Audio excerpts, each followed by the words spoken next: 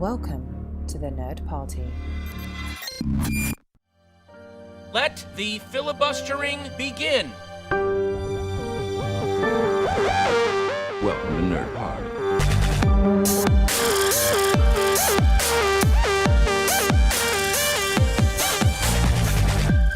So make sure to tune in during April for the next episode in our Nolan Retrospective, where we'll be reviewing Insomnia and Batman Begins. Until then, remember Sammy Jankis.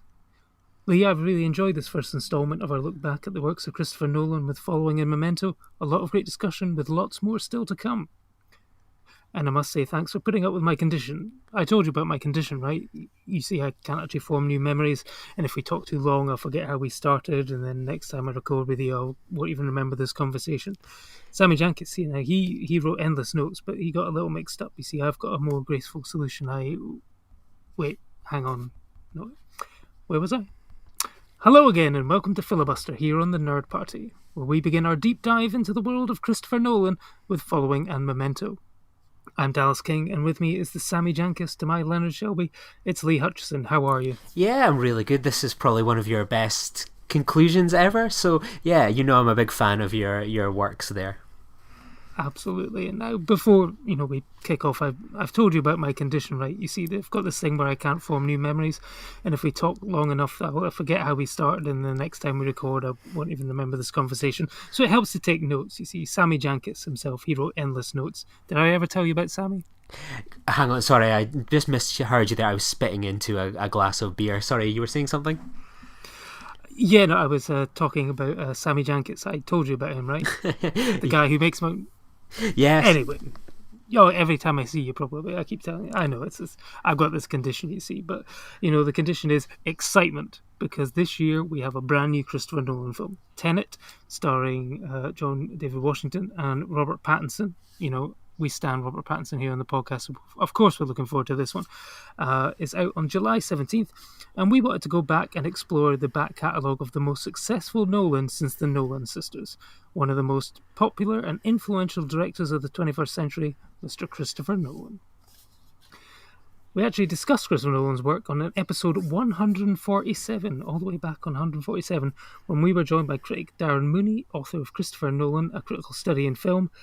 But that was more of a general overview of the man, and we sort of picked out some of the highlights of our favourite bits of his work. But, we wanted to take this to the A24 project style, and every month we're going to examine and review 2 films chronologically through his back catalogue from March until June before Tenet arrives in July. So first up is Christopher Nolan's debut feature film Following, back in 1998. It is written and directed by Nolan and tells the story of a young writer who follows strangers for material for a book, and this is where he meets a thief who takes him under his wing. So, Lee, when was the first time that you saw this film, and what were your first impressions? And I guess, what were your first impressions of Christopher Nolan? When did you, first become aware of the work of Christopher Nolan? I caught Memento on VHS at the time. I remember very well that I was 16. And I was 15 or 16, and back in the day of big video shops, there was one called Virgin. So I remembered going in on a date to Aberdeen with my little teenage girlfriend, and I really wanted to buy Memento on video. I was sort of becoming a bit of a film hipster. Like HMV's 2 for £10 range was like filling in some blanks, getting me introduced to some filmmakers. I think this was maybe sort of ahead of Insomnia being released. So I went to buy Memento on video, excited to watch maybe my first ever Christopher Nolan film, maybe when I got home that night, and they declined it because I didn't have any ID. Even though I was 15 years old, I was appropriately aged, and thankfully my girlfriend at the time's mum, she was in Aberdeen at the time, so I had the indignity of asking her, could you go into this Virgin shop and buy me the Memento on VHS, which she did for me. So that was my first introduction to Christopher Nolan. So, you'll get some people saying, it was when I saw Batman on the big screen, or, maybe I checked out Memento at some sort of like conservatoire cinema or something like that.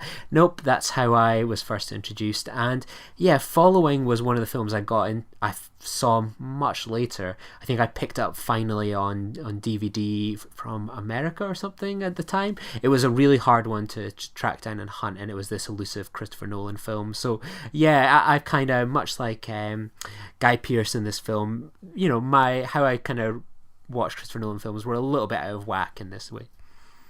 Absolutely. I've now just got images of you. It's like, you know, some people when they're growing up, you know, you get these teenagers outside off licenses asking people to go in and buy them a 6-pack of beer. I can just see you like standing shiftily outside HMV asking random passers-by to go in and get you the latest slice of Tarantino or something.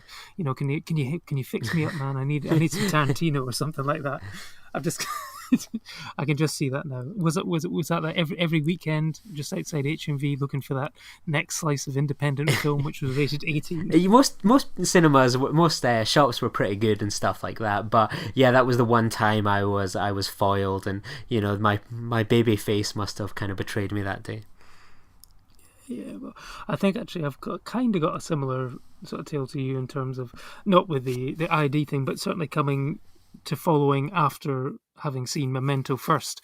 I think that was the first one that really sort of stuck in my mind, but we'll get onto that one in a bit. And I think I then started, maybe even sort of after Insomnia, I think it was, I sort of went back and found this one. I think again it was one that I maybe even had to get through Love Film.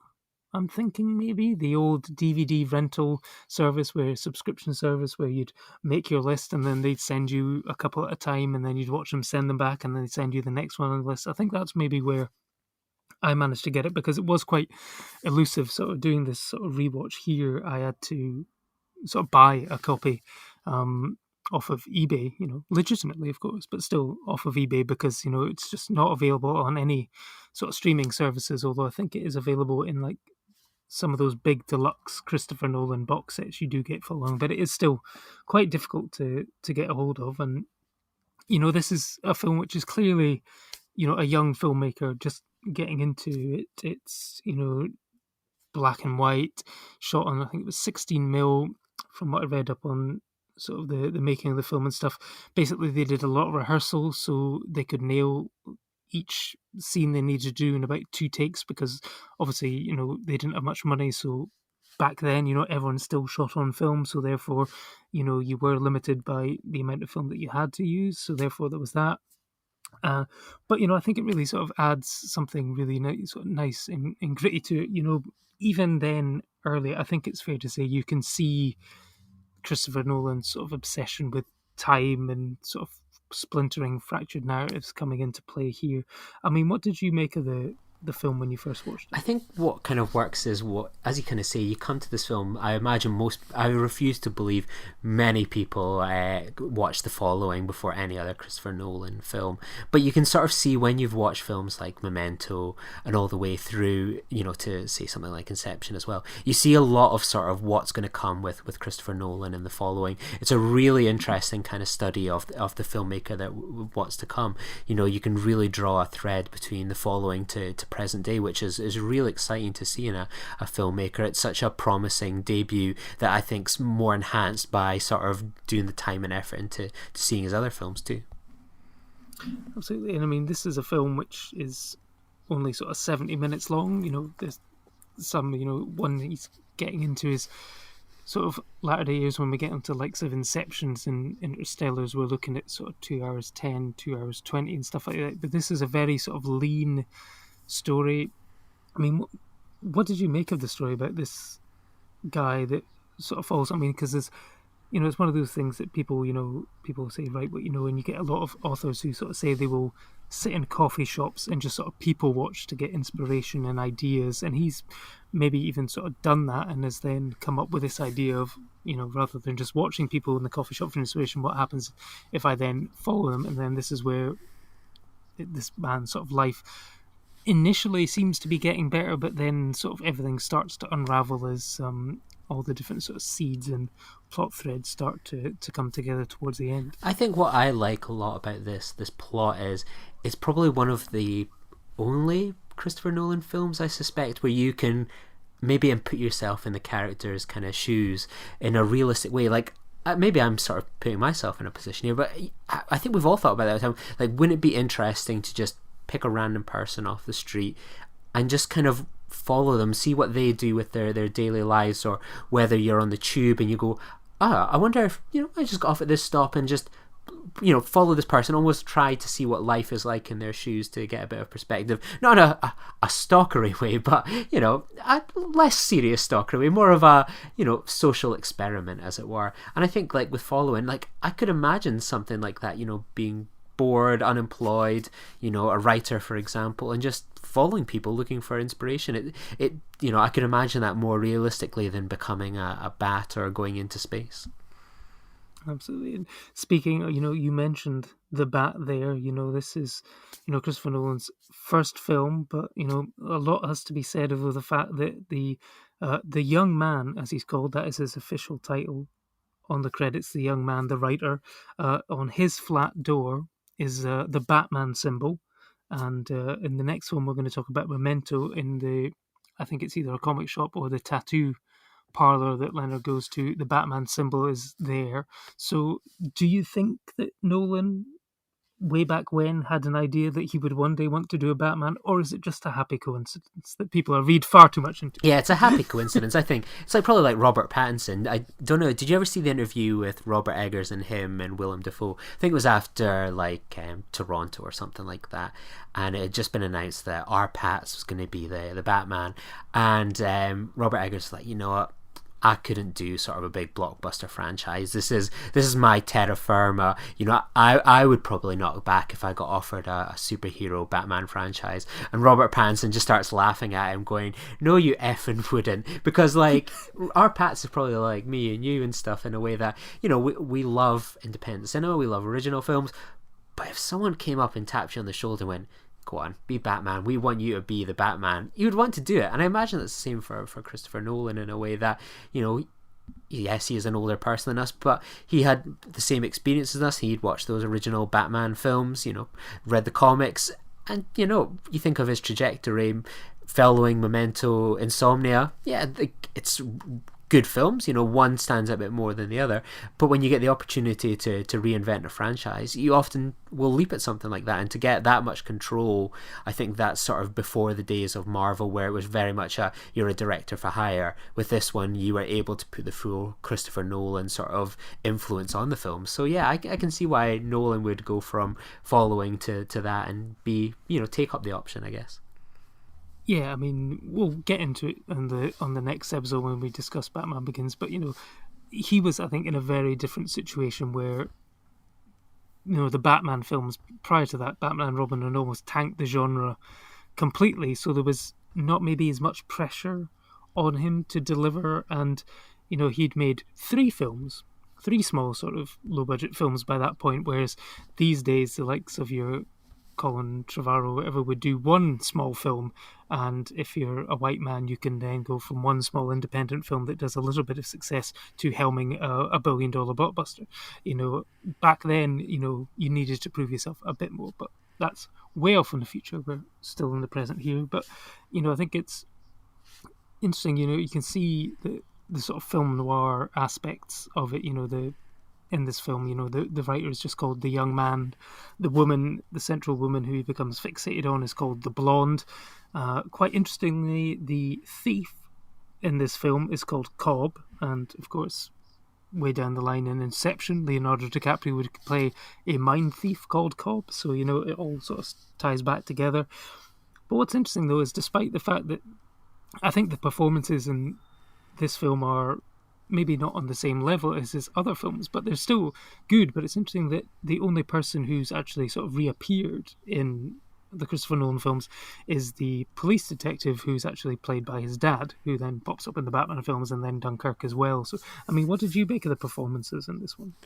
I thought they were really good. I also had the same thought of, like, you kind of feel a little bit sorry if you're one of the cast in here. Like, you can imagine like a Christopher Nolan sort of Wikipedia page. They would have like, here's like a list of all his films and who appears in what and so on, similar to what you get with Wes Anderson. So yeah, I felt a bit sorry for this cast, that none of them ever get to sort of show their faces in the other films, when you think of how prominently he uses other cast members going forward. I think Insomnia, I think that's another exception as well. So sort of Following and Insomnia sort of seem very well tied in together here. Yeah, no, Insomnia, I think for many people seems to be a a slight anomaly, I think, in terms of Nolan's sort of filmmaking style, and maybe in terms of story and stuff like that. Dallas, I'm going to stop you. What? I've got some breaking news. Jeremy Theobald, who plays the young man, also appears as, this is a mouthful, younger Gotham waterboard technician in Batman Begins. So, a prominent role in another Nolan film.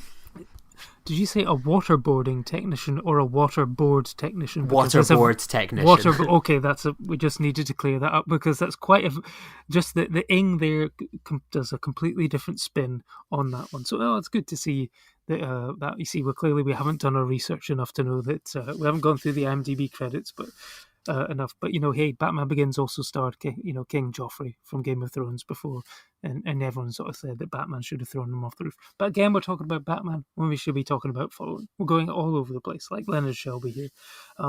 So in terms of the sort of, it's clear that you can see the early genesis of what would become essentially a Christopher Nolan film, what we will take into the pantheon, the lexicon of what people consider a Christopher Nolan film. It's all there. It's a little bit rough around the edges, but I think it's clear that the potential is there. That because clearly someone saw this and decided to take a chance on him for Memento.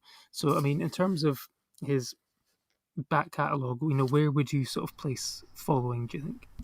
I hate to say it, but this is probably the bottom of the pile. I think what I like about the film isn't necessarily the film itself. I think it's a good film, really interesting story, but I find it more interesting as a sort of an examination of Christopher Nolan and what's to come, and how this film influenced his creative choices, and he really started to kind of hone that style that we kind of associate with Nolan. So yeah, it's an interesting film, but not one where we go, you know what, I'm going to put this one on. I think I'd watched it once before until I sort of dusted off the DVD to do this kind of Christopher Nolan rewatch. So yeah, it's probably sadly bottom of the pile at this point, but I don't mean that in a rude way at all.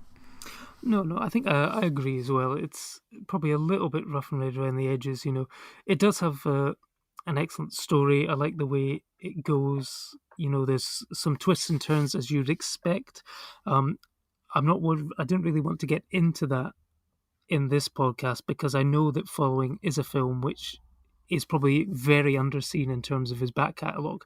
So therefore I didn't want to go spoiling it, because there might be people like us are starting to go on a bit of a rewatch, before Tenet and stuff like that, and I don't want to ruin any of the surprises, because it certainly doesn't go the way you think, and maybe people are playing off other people, but I still like the way. I was genuinely surprised when it came out, and it ended the way it did. In a similar way to, you can't always guess the endings. The Prestige is still one of my sort of favourite Christopher Nolan films and favourite Christopher Nolan endings, but we'll get onto that one in a bit. But I think, yeah, it's sort of bottom of the pile at the moment, but it's clear that the potential is there. So, the next film, of course, is the one which, like we both said, is the film that really brought Christopher Nolan to our attention, and to the attention of many, many people, I think. It's the film Memento. It was released in 2000, and it's written by Christopher and his brother Jonathan Nolan, and it follows a man with a short-term memory loss as he attempts to track down his wife's murderer. Film stars Guy Pearce, Carrie-Anne Moss, and Joe Pantoliano. So, Lee, when was it that you first, you said that you first encountered it on VHS almost? Did it leave a strong impression, or was it rather forgettable?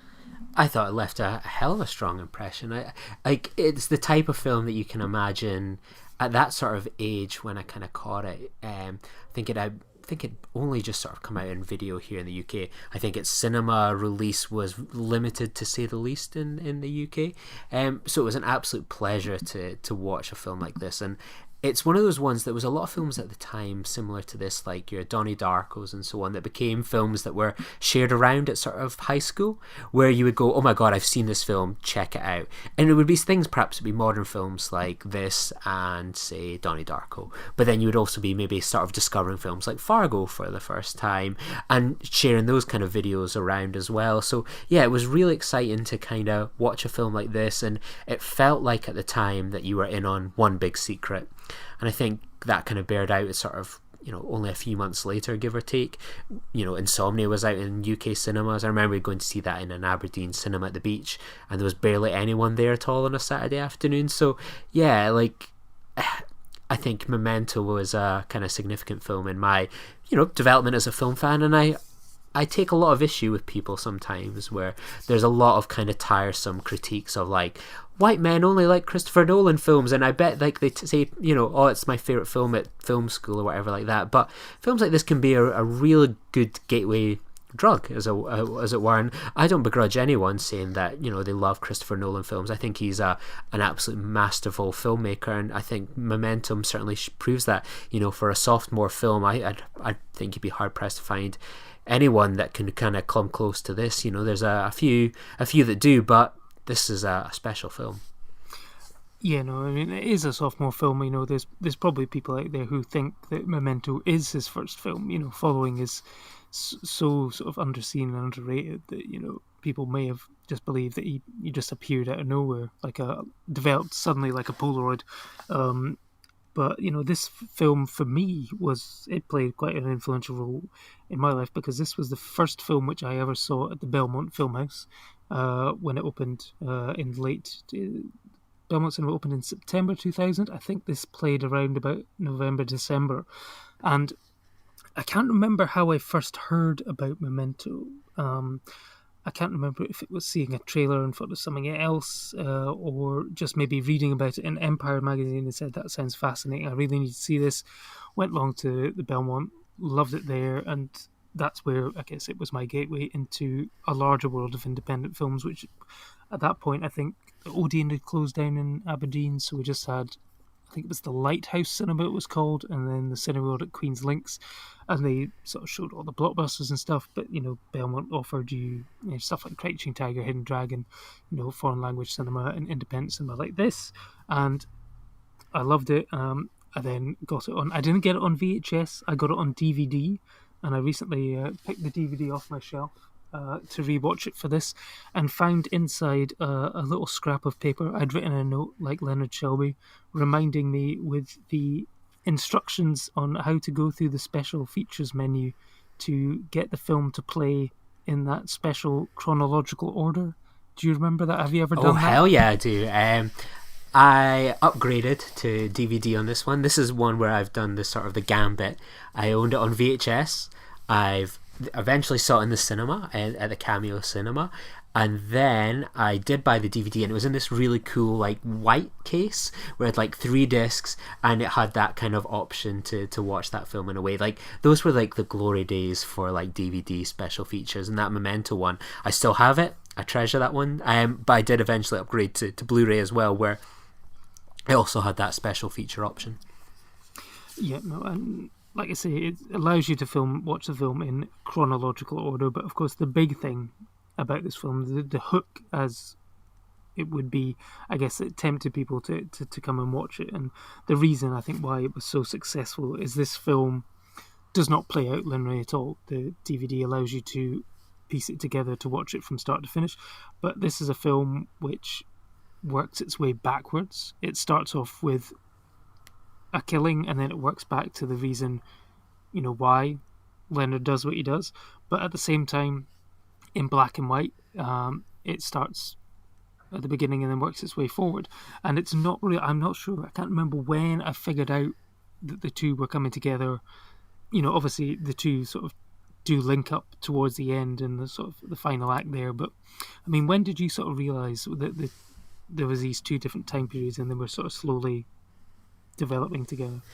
I think I realised relatively quickly. I think the joy of watching something like Memento, God, I feel like I'm going back on the glory days of the early noughts. Forget 9/11. It was really good for like DVD special features and film watching. Is with something like Memento, I wonder how many people would click now watching the film. Like, when you kind of had that film, you didn't have really any other distractions. You didn't have like phones and people messaging you or social media you could skip into, all these sorts of things. You kind of would just watch a film, maybe watch it in bed, maybe kind of on the couch, and you just sort of watch it. You didn't have any other kind of choice. So I think you pick up things a little bit easier kind of at those kind of times. Whereas I imagine if I was watching it kind of now, maybe out with the cinema, I might not click as quickly, but I certainly clicked at the time.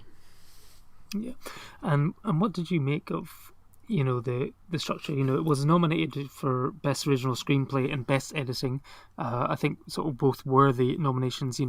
This kind of non-linear structure is the type of thing which absolutely the Oscars love when it terms of best original screenplay. There's always something like that, whether it's like your Eternal Sunshine of the Spotless Minds or The Hers or whatever, where it didn't win, but giving it a nod shows that they're a bit more hip and cool into the zeitgeist of what people are watching.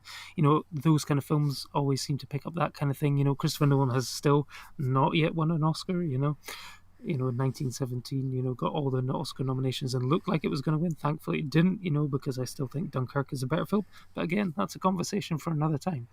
What did you make of the screenplay? I think it's really masterful, because I think what I really like about it, and I think there's a fantastic special feature that's on the DVD, but I know it can be accessed on YouTube, is Christopher Nolan has this big whiteboard and starts to like draw up the script and all the timelines and when everything happens. It's another one, fantastic advert for kind of special features. And what I really like about watching things like that is because I'll watch something like this and we can argue about a lot of films and so on, but someone will maybe have done something similar, or you think, oh, I can imagine another filmmaker maybe doing something like this. With something like Memento at the time, I couldn't imagine anyone other than the Nolan brothers, crafting something like that together. And you sometimes take a step back and you go, I'm not just, the level of detail, the craftsmanship is, just, you applaud worthy, really. And I just look at that and I just think that's incredible how they put that together, how they kept it in their mind, how they shot it, it's just amazing. And it's things like that where it's nice to get that in cinema sometimes, opposed to just watching something, enjoying it. It's truly being blown away by the craft of the writer.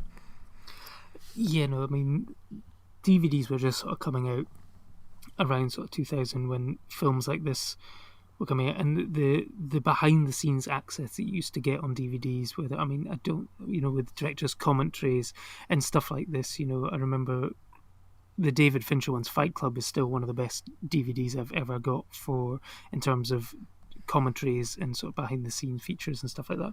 I remember a great one in terms of screenplay writing as well, the Shaun of the Dead one where Edgar Wright and Simon Pegg talk through how they pieced everything together in terms of all the sort of callbacks and stuff like that. It's just really that kind of thing really fascinates me, and it's a shame that we're losing that with the sort of everything moving towards sort of digital and the lack of sort of physical media. I know some stuff still gets the odd director's commentary and stuff, things like that, but it's a shame that more don't do that when it should be fairly easy for something like Netflix to just add on an extra audio option.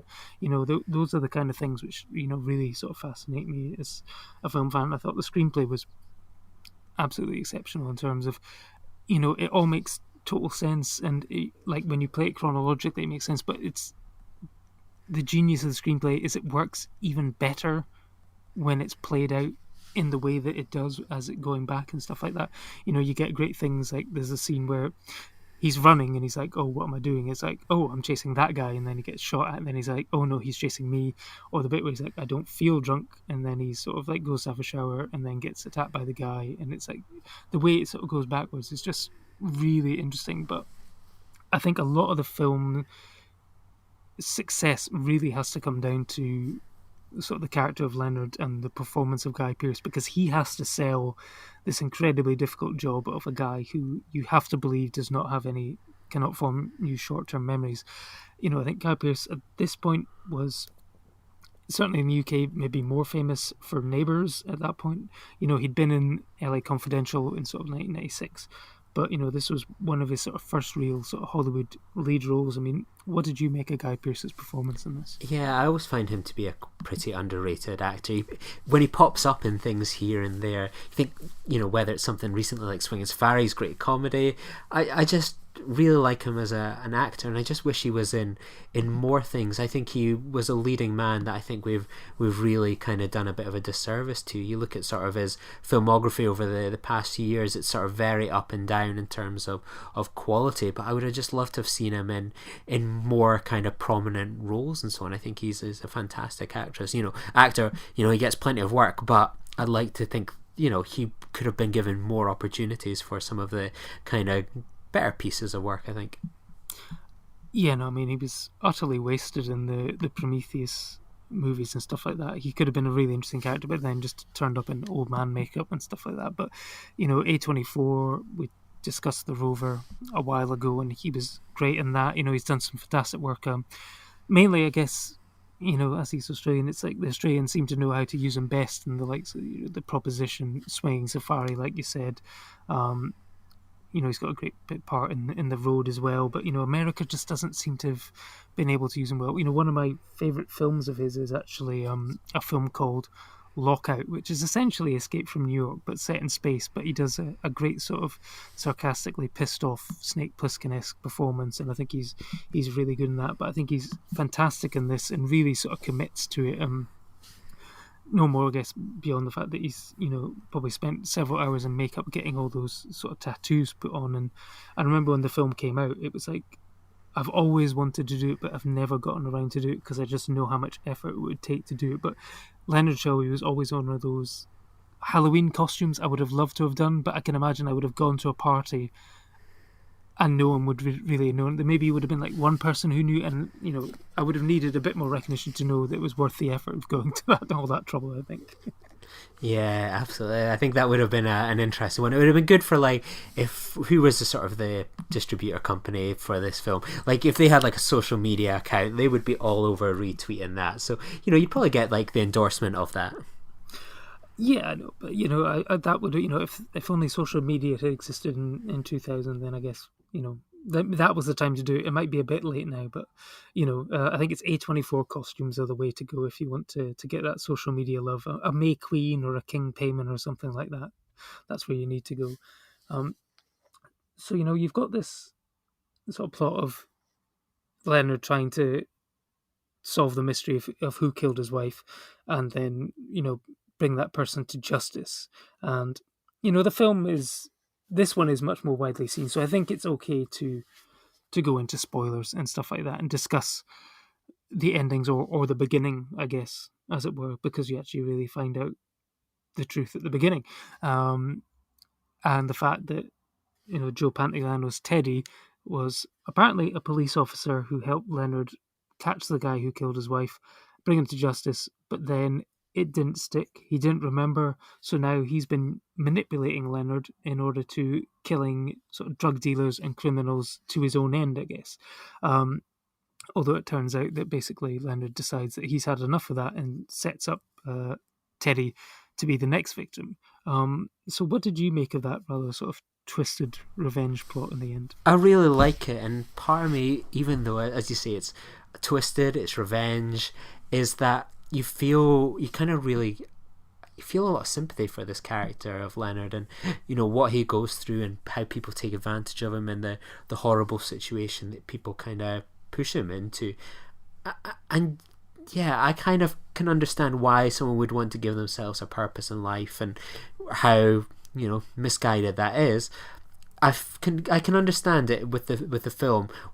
Is it something I would do in that situation? I would hope not. But in terms of the story, the plot, character development, I really buy into it, and that's sometimes half the battle with a film like this. Yeah, because it must be. I've no idea what it would be like to live with that sort of condition that he has, but I can imagine that it's really the only thing that Leonard has to keep going is having this thing to fixate on, because anything else that he fixates on fades into the past. So it's what keeps him going. It's what keeps him doing his day-to-day stuff. He's got this elaborate system where he's got maps, he's got Polaroid photos, he's got written notes, he's like got tattoos of all the important information and stuff like that. So he's almost got no life at all, and this is the only thing that keeps him going and existing. But there's this other sort of mystery, and I'm keen to get your thoughts on this as well. The Sammy Jankis thread, he's got this little tattoo in his hand that says "Remember Sammy Jankis" to sort of remind him. And there's this subplot which features Stephen Tobolowsky, Needle-Nose Ned Ryerson, Bing, as many people would probably know most famously for as a man who had a similar condition and basically they were trying to claim on the health insurance, and Guy Pearce's investigator believes that it's a mental condition. He could snap out of it. It's not a physical one, so therefore their claim is denied. And essentially his wife tests him into the point where he overdoses her on insulin and she dies. And there's this plot there where people believe, there's a glimpse of a second of Sammy in a mental home where it's Guy Pearce. And even Joe Pantoliano's Teddy makes the assumption and hints at the fact that Guy Pearce's Leonard was responsible for killing his own wife after the accident, after she was beaten up and attacked. She survived, but he overdosed her on insulin because he couldn't remember. I mean, where do you stand on did Leonard kill his wife debate?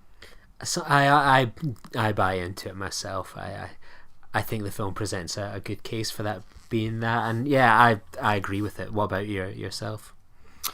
It's the kind of thing that I go back and forth on. It's like he seems so sure of himself that anything up to the accident and whatever is canon. He doesn't forget it. He remembers everything, but for some reason he doesn't remember that his wife was a diabetic. Although, like Teddy says, he had a complete police report. He just is removing pieces of evidence and whatever in order to give him a puzzle to solve, in order potentially to not face the truth of what he did. He needs to project that onto somebody else. So yeah, I still go back and forth, and I think the tiny sort of second sort of frame of him in the chair is probably enough to suggest that he was responsible. But if so, then it's an even more sort of twisted ending / beginning than we were led to believe, I guess. Yeah, I like it as well because I think it adds to the tragedy of this character, and you can imagine it's just such a horrible way to die, and it's just that scene kind of always breaks my heart when you kind of watch this flashback of constantly putting the insulin in, and this character's face of just kind of looking sort of like it's just part of the daily job as he's sort of like poisoning and killing his wife. It's so sad to watch, but a great scene. Yeah, and it's Leonard is a man who he may have caused his wife's death, but he's caused other people's deaths, and is manipulated by Teddy, but also Carrie-Anne Moss's character as well, Natalie. What did you make of the initially she seems to be helping, but as you go back you realise that she's using Leonard for her own ends as well. What did you make of that sort of fantastic sequence, probably around about the middle of the film, where she comes in sort of crying, the fact that Dodd beat her up and stuff like that, and then it cuts back to a few moments later where you see her taking all the pens away, and she's basically telling Leonard exactly what she's going to do.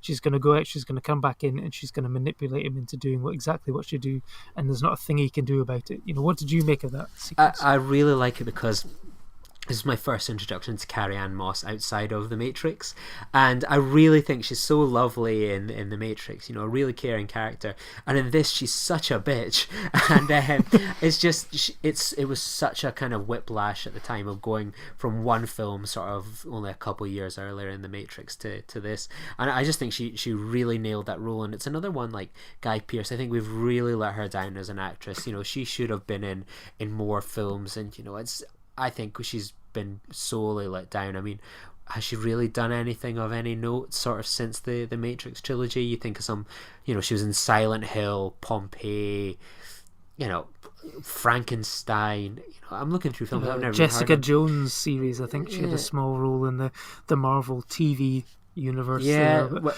I mean, it seems like the biggest character to come out of that is, I mean, not in terms of lead roles, but certainly Joe Pantoliano is, pops up in loads of things, steals scenes left, right, and centre. But yeah, it's interesting that again, we talk about the Nolan cinematic universe in terms of this group of family of actors that he uses time and time again.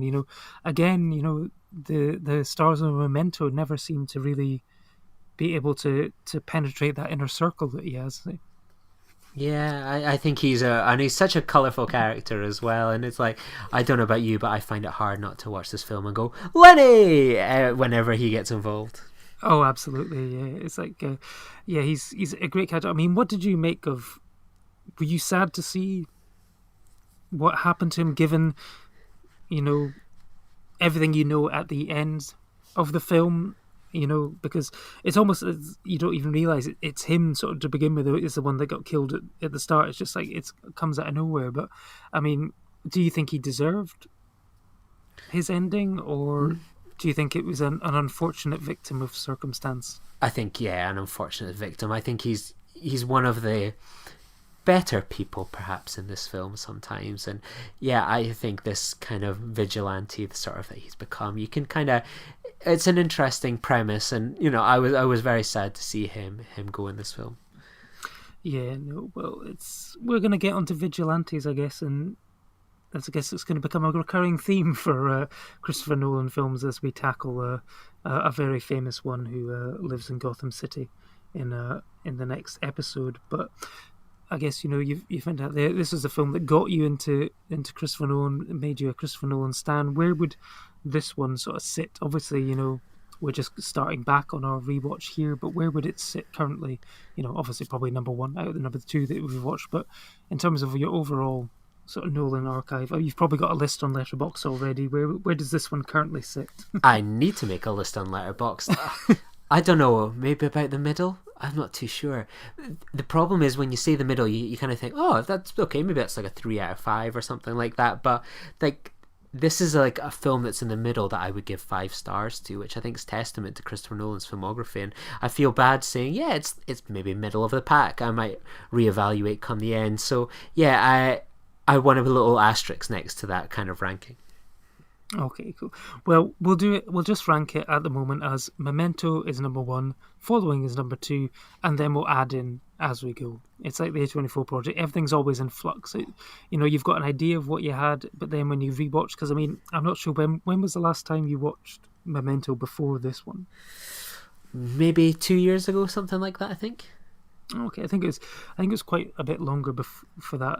But for me, I think it was maybe sort of 5, maybe even sort of 10 years ago. So it was a while since I've watched it. But it was like revisiting an old friend. It was like, oh yes, thankfully this is a film which, you know, it lived up to the memory, so to speak. You know, it was still as good as I remembered it, and it hasn't lost a step in the sort of the, oh gosh, 20 years now since it was released. That's crazy.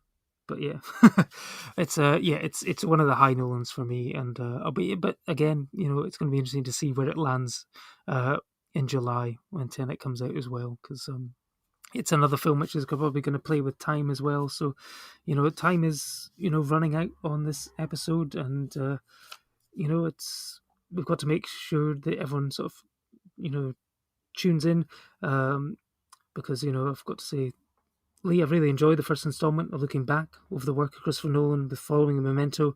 A lot of good discussion, still lots more to come. Got to thank you for putting up with my condition. I told you about my condition, right? You know, I can't form new memories, and if we talk for too long, I'll forget how we started, and then next time I record it, I won't even remember we've had this conversation. Sammy Jankis, there was a guy who, you know, wrote in the notes and got mixed up, but, you know, so make sure to tune in during April for the next episode on our Nolan retrospective, where we'll be reviewing Insomnia and Batman Begins. But remember, until then, just remember Sammy Jankis. Bye. Join the revolution. Join the Nerd Party. Welcome to Nerd